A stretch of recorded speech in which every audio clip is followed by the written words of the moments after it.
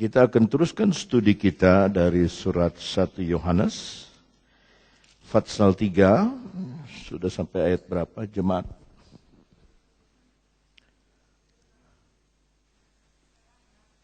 Sekarang ayat ke-6 dari Pasal 3.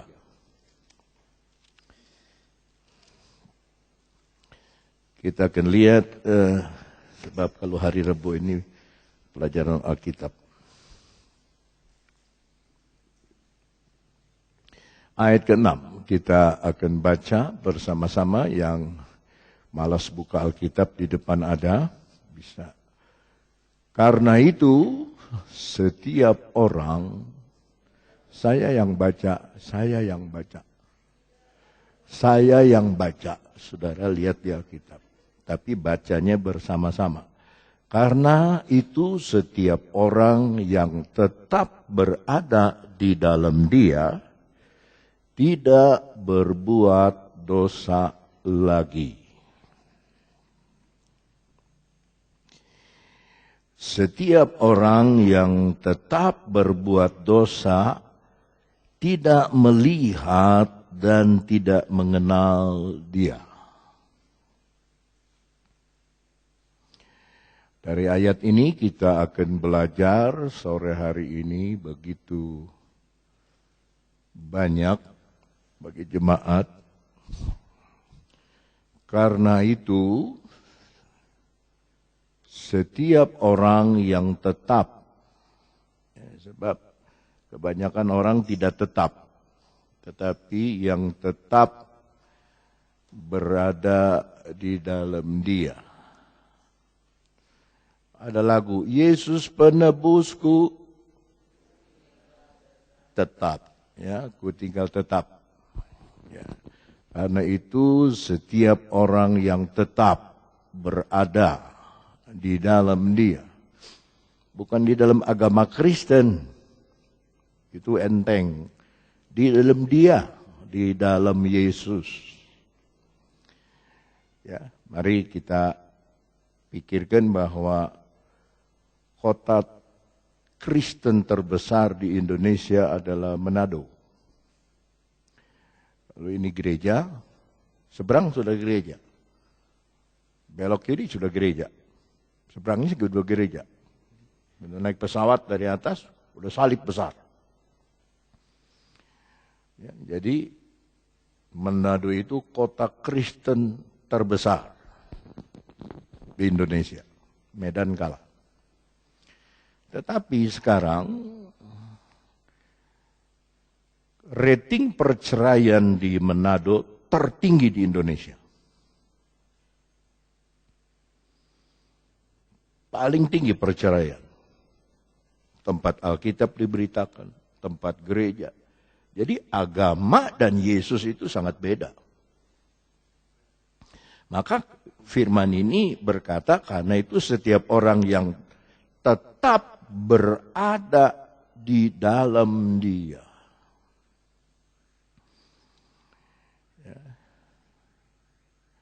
Tidak berbuat dosa lagi. Tidak berbuat dosa lagi itu buahnya, tandanya.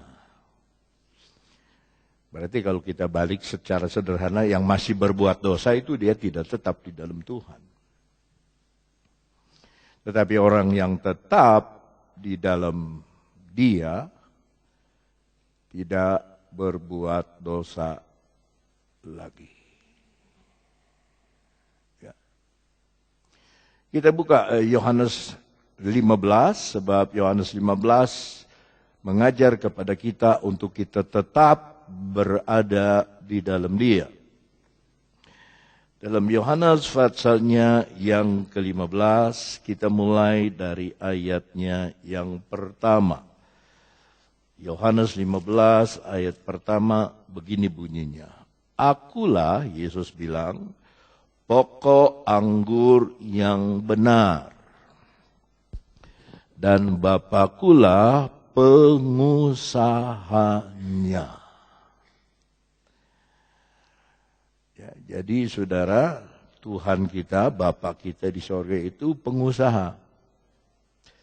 Dan Dia pengusaha yang tidak mau rugi. Ya, jemaat Yesus, Bapa kita di sorga itu satu pengusaha.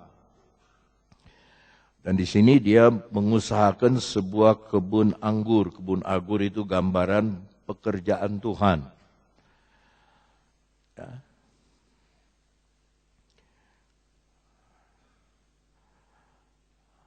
Yesus bilang, akulah pokok anggur yang benar. Berarti ada yang sesat, pokok anggur yang tidak benar. Dan Bapakkulah pengusahanya. Saudara yang buka toko, yang berusaha, sudah tidak mau rugi. Hamba Tuhan yang buka jemaat, ingin banyak jiwa. Ingin lebih banyak jiwa, lebih banyak jemaat. Nah, pengusaha ini mempunyai policy, ayat kedua. Polisinya begini, setiap ranting padaku yang tidak berbuah, dipotongnya. Buat apa dia nempel terus tapi tidak ada buah? Ya, dipotongnya. Tetapi setiap ranting yang berbuah, gunting yang sama, pisau yang sama, membersihkan. Supaya ia, ranting yang berbuah tadi, lebih banyak berbuah.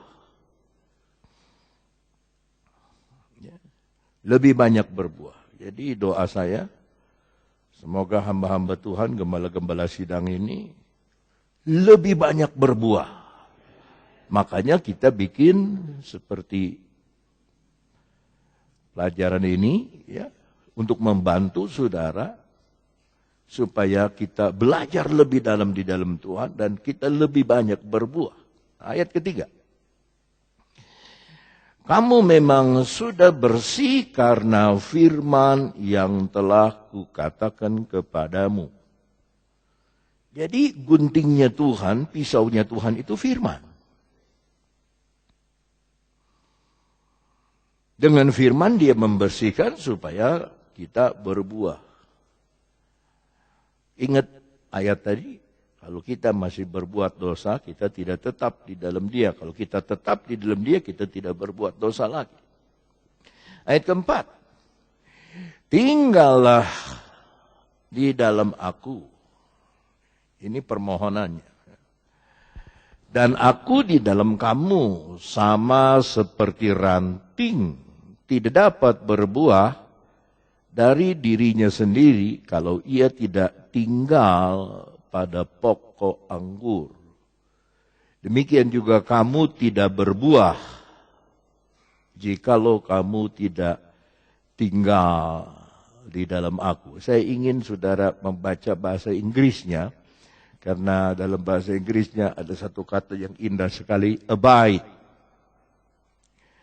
Abide itu bahasa Yunaninya meno. Abide itu tinggal seperti bermukim. Ya, saudara harus biasa bermukim di dalam Tuhan. Abide in me, tinggal di dalam aku. And I in you. Tuhan tuh mau bermukim di dalam hati kita. Ya. As the branch cannot bear fruit of itself, karena carang tidak bisa mengeluarkan buah sendiri.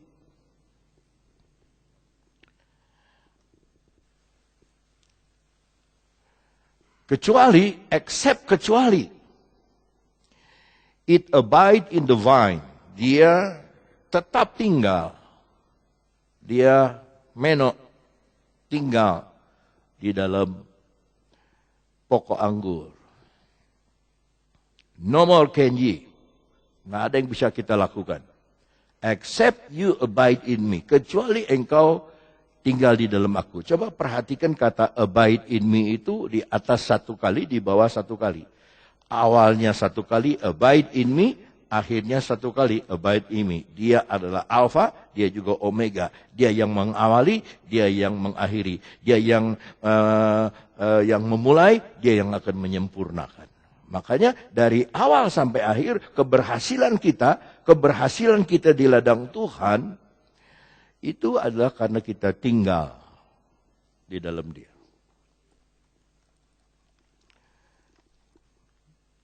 Bentar.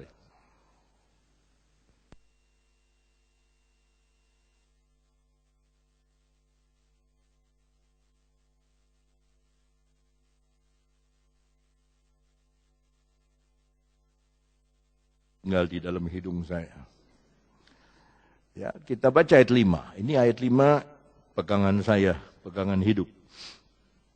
Akulah pokok anggur dan kamulah ranting-rantingnya. Kita ini jangan dianggap remeh. Ya.